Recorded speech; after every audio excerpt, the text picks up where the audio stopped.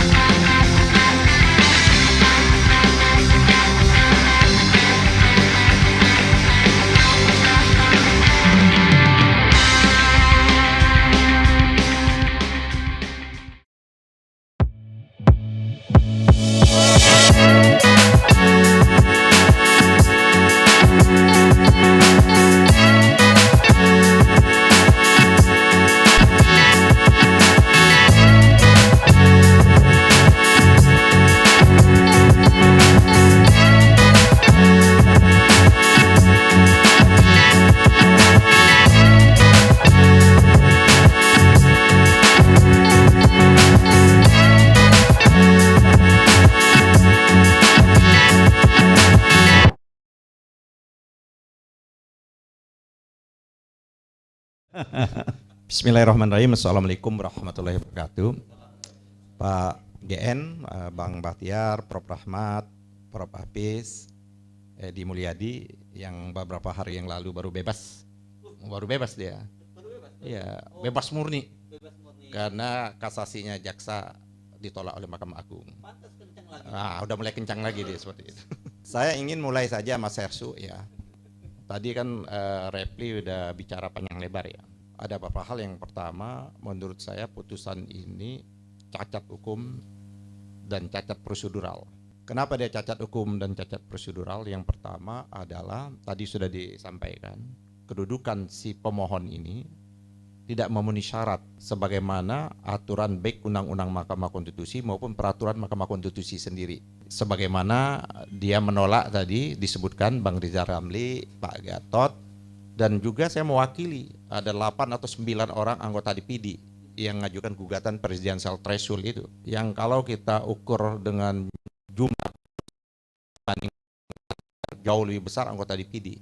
Karena anggota DPD itu kan perwakilan per provinsi, sedangkan anggota DPR kan per dapil. Satu provinsi mungkin 10 dapil dan sebagainya seperti itu. Nah, ini kita nggak jelas ya, tadi sudah dijelaskan, tapi memang legal standing yang paling tepat anak mahasiswa ini adalah pengagumnya Gibran. Nah, itu. Dan oleh karenanya maka terkonfirmasi apa yang diungkapkan oleh Saldi Isra di dalam DU-nya. 3 perkara sebelumnya sang paman kan tidak hadir dalam permusyawaratan. Tapi khusus perkara nomor 90 ini, karena ini adalah adresnya adalah untuk Gibran, sang paman langsung sehat dan hadir dan merubah konstelasi komposisi hakim tersebut.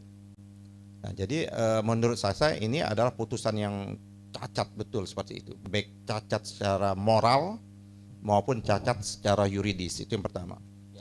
Yang kedua, apakah keputusan ini bisa dilaksanakan? Menurut saya tidak bisa dilaksanakan. Non executable. Tidak dapat dilaksanakan, tidak bisa dilaksanakan. Kenapa ini tidak bisa dilaksanakan? Ini saya berpandangan karena Mahkamah Konstitusi itu tidak diberikan mandat oleh konstitusi kita untuk membentuk norma. Putusan itu menambah norma. Putusan itu kan menambah norma. Norma yang selama ini ada minimum umur 40 tahun ditambah, yaitu yang sedang atau telah menjabat, ya, pejabat publik yang dipilih seperti itu. Berarti kan menambah norma. Siapa pembentuk norma itu? DPR dan Presiden. Dan oleh karenanya tidak bisa KPU serta-merta untuk melakukan perubahan. Dia harus dirubah dulu. Itu problema hukum yang pertama. Problema hukum kedua kita anggap saja bahwa dia menderabas ini. Karena peraturan Komisi Pemilihan Umum itu masih mengacu pada undang-undang yang belum dibatalkan oleh. Artinya KPU harus merubah lagi PKPU-nya. PKPU dirubah oleh KPU harus mendapat persetujuan DPR dan pemerintah, atau paling tidak memberikan informasi dan dibicarakan bersama. Persoalannya sekarang DPR lagi reses, ya, lagi reses. Artinya keputusan tadi tidak bisa dilaksanakan untuk siapapun yang umurnya di bawah 40 tahun atau yang pernah menjabat atau sedang menjabat, tidak bisa. Selagi peraturan baik undang-undang maupun itu apa istilahnya? Bukan ratifikasi ya, atau apa istilahnya? Apa? Dibawa ke DPR tuh PKPU-nya? Untuk mendapat persetujuan. Persetujuan namanya, ya. Dan itu PKPU tidak boleh langsung, dia harus ada ya. undang-undang itu harus mendapat persetujuan. Konsultasi dan harus persetujuan, di dalam konsultasi itu persetujuan. Persetujuannya itu Presiden dan DPR seperti itu. DPR sedang reses. Artinya kalau besok Pak Prabowo, ini kita berandai-andai ya, kalau besok Pak Prabowo itu tetap dengan Gibran, artinya cacat itu. Cacat prosedural dan cacat syarat. Syarat belum terpenuhi buat Gibran. Karena putusan Mahkamah Konstitusi itu tidak serta-merta bisa dilaksanakan. Itu yang pertanyaannya, bisa nggak dalam reses, situasi reses, suasana reses mereka dipanggil untuk kembali ke Jakarta untuk belum pernah ada peristiwanya. Oke. Belum pernah terjadi. Kan di Indonesia udah boleh banyak atau kan kalau yang mau bisa tanpa melalui itu kepalang tanggung. Oke. Kepalang tanggung Pak Jokowi keluarin Perpu. Oh, oke. Gitu kan. Pak Jokowi keluarin Perpu, ya kan. Langsung mengeksekusi putusan Mahkamah Konstitusi membolehkan itu. Oh, jadi tanpa menunggu DPR. Tanpa menunggu DPR, dia Oke. berhak mengeluarkan Perpu. Catat ya teman-teman istana, bisa lakukan itu. Ya. Hah? Oke, nggak apa, dissenting nanti boleh ya. Concurring atau dissenting? Dissenting. Ya, oke. Nah, jadi bisa dia lakukan ya. Tinggal kita lihat aja berarti tadi paman sakit bisa sehat, ya kan, sehingga putusan berubah, Presiden bisa memberikan jalan, kan boleh. Untuk anaknya kan nggak ada larangan katanya kan, kata dia. Tapi kalau kata puisi tadi tidak boleh. Terus yang ketiga, kalau kita lihat substansi, nah ini substansinya. Tadi kan kita lihat formil. Kalau kita lihat substansinya, menurut saya keputusan ini sama tadi. Kenapa tidak bisa dilaksanakan? Hanya orang yang bisa itu tidak terpenuhi karena masih ngantung. 1, 2 tadi provinsi, gubernur kan, 1 lagi adalah bupati, wali kota. Jadi yang 5 komposisi ini sendiri belum bulat, itu betul seperti itu. Nah, jadi yang mana harus dipakai? Mau yang dipakai ada pernah menjabat gubernur atau sedang menjabat, atau menjabat bupati atau pernah menjabat bupati dan wali kota. Nah, jadi ini menjadi persoalan sendiri seperti itu. Nah, oleh karenanya menurut saya Mahkamah Konstitusi ini, kalau tadi Repli menyatakan sudah kehilangan harkat dan martabatnya terhadap putusan lain, termasuk sesungguhnya Mahkamah Konstitusi itu juga sendiri telah mengangkangi putusannya dia sendiri. Contohnya Undang-Undang Omnibus Law. Undang-Undang Omnibus Law itu kan Mahkamah Konstitusi mensyaratkan karena proseduralnya tidak dipenuhi, maka mengembalikan kepada pemerintah dan presiden untuk merubah agar melibatkan partisipasi masyarakat yang bermakna. Itu bunyi teks putusannya. Tapi sekonyong-konyong presiden mengeluarkan perpu. Artinya sepihak betul itu. DPR menyetujui, digugat lagi, dan gugatan ditolak oleh Mahkamah Konstitusi. Artinya Mahkamah Konstitusi sendiri tidak bisa menjaga harkat dan martabat keputusannya. Jadi kalau lembaga yang sudah seperti ini, agak sulit kita mempertahankan. Maka saya kira apa yang dikemukakan oleh Bang Rizal Ramli itu sudah harus menjadi tuntutan kita. Kalau Repli menyatakan masih berharap bahwa mundur 4 orang atau dipecat, kalau saya lembaga itu sudah tidak bisa dipertahankan kembali. Ya harus dibubarkan lah Mahkamah Konstitusi, membuang-buang uang negara. Ya, seperti itu. Ya, lembaga itu kenapa mulai proses tadi banyak sekali proses-proses yang bermasalah. Saya hanya melihat bahwa Mahkamah Konstitusi itu yang betul-betul berjiwa negarawan hanya periode pertama. Periode kedua Repli sudah menulis di Kompas sehingga dia hampir menjadi tersangka ya dulu ya, dilaporkan. Repli sudah mengkritik pada waktu itu. Siapa ketuanya pada waktu itu ya? Mahfud MD ya. Karena mengkritik. Ini Mahfud yang sama dengan yang cawapres itu ya. Ya, Repli yang tahu. Repli kan orang Mahkamah Konstitusi dulu ya pernah jadi seperti itu. Jadi menurut saya memang sudah bermasalah lembaga ini. Banyak sekali persoalan-persoalan yang terjadi seperti itu.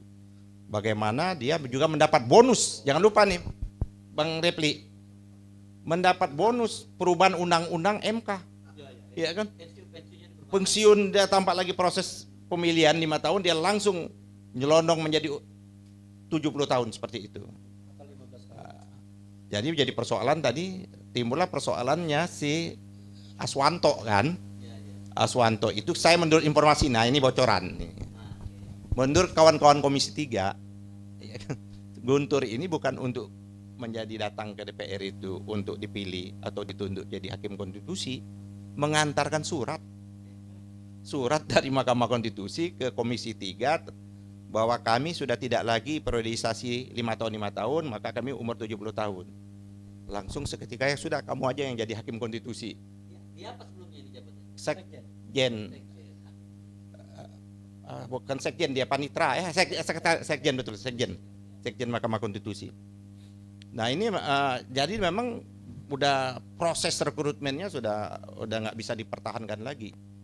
Yang terakhir kritik saya juga sahabat saya yang namanya Arsul Sani.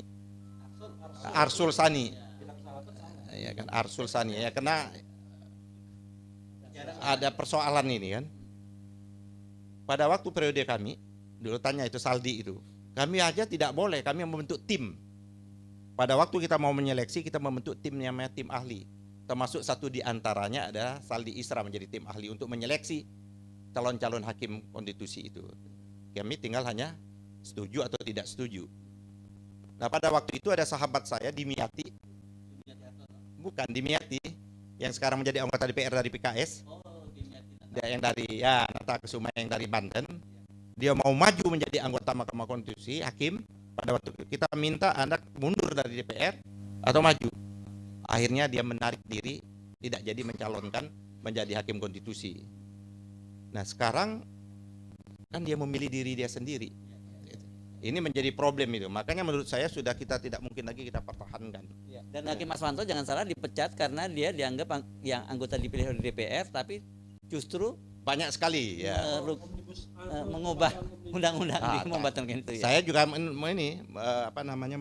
menulis lupa podcast pada waktu Hakim Aswanto, saya berikan apresiasi dukungan, tapi saya kritik juga. Karena dia termasuk satu di antara hakim yang menolak gugatan kita masalah presidential threshold seperti itu. Jadi menurut saya ini masih ke depan, ini masih belum mulus ini Gibran ini.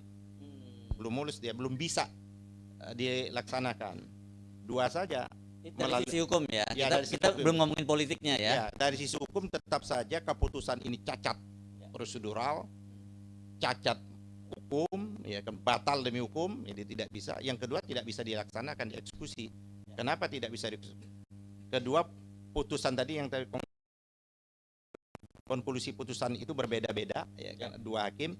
Yang ketiga, PKPU-nya belum bisa dilakukan perubahan. Kalau PKPU belum bisa perubahan, maka tidak ada rujukannya dia untuk mencalonkan sebagai wapres.